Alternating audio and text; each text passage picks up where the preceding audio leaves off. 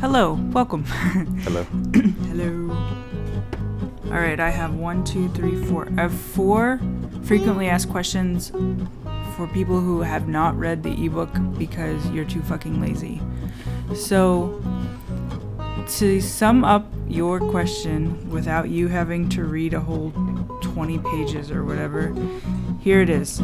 How much money did we save, and how long did the process to get a tiny house take?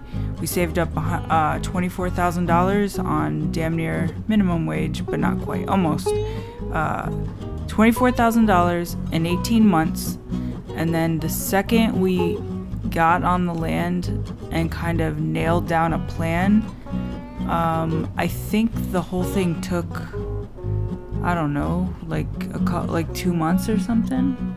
A month? Oh, you mean like when we actually got there? Yeah, like months. Well, we had some planning that we needed to figure out, but as soon as we squared away, like, this is what we're doing. We ordered the tiny house, did everything that was required before the tiny house could show up, like flatten the land, get electricity kind of squared away, all that stuff. I would say, yeah, 2 months, maybe a little more. But yeah, exactly. Not long at all. So if you have the money, or you don't need the money, you have the space, you could probably, especially if you had a very clear plan and knew what you were doing from the very beginning, if you don't go about this in a haphazard manner, you could probably square it away in like a month or less, you know what I mean? As little as 2 weeks. Do we have electricity? Yes, we did. Yeah. First world. Oh, you rolled your eyes. It's quite luxurious. It was luxurious. After living without electricity, electricity was fucking rad. Okay. Our land already had the transformer, was what somebody told me it was called, the little green box. It only cost a couple $100 to get a guy to come out and run wires from the box to the first, place we needed to plug in. And I wouldn't get land unless you have daily experience of using very limited, your whole lifestyle is built around very limited amounts of electricity. I would not recommend getting land without electricity if you're doing it on bottom dollar, unless you already have like solar panels or whatever. If you are not familiar with that kind of electricity restrictive lifestyle, I'd recommend not buying land without it, because it can be really expensive to set up electricity.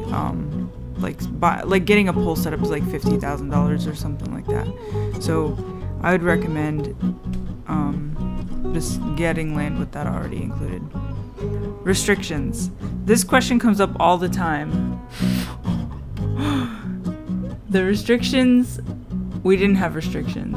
We didn't want restrictions, and I would recommend anybody who is looking for land to tell the realtor exactly what you're gonna do, so that way they can look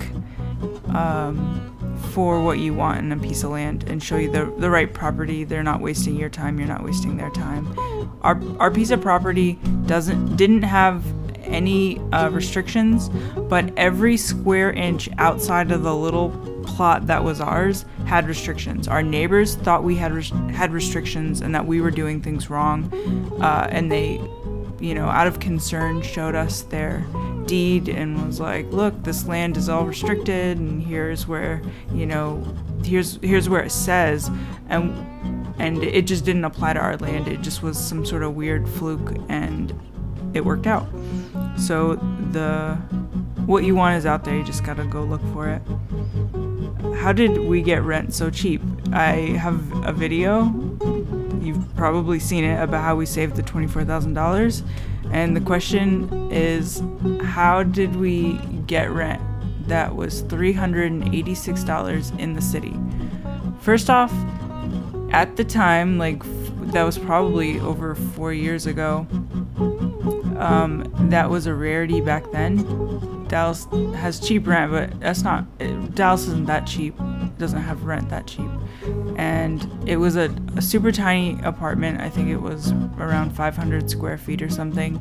And that doesn't exist anymore. That same apartment now is at least $200 more. So deals are out there. You gotta find them. They're in every city and town, but don't expect the cheap places to spend money on advertising to let you know how cheap they are. That's not really how that works. So that's it. That's the main thing you want to know, and I told you, so you're welcome.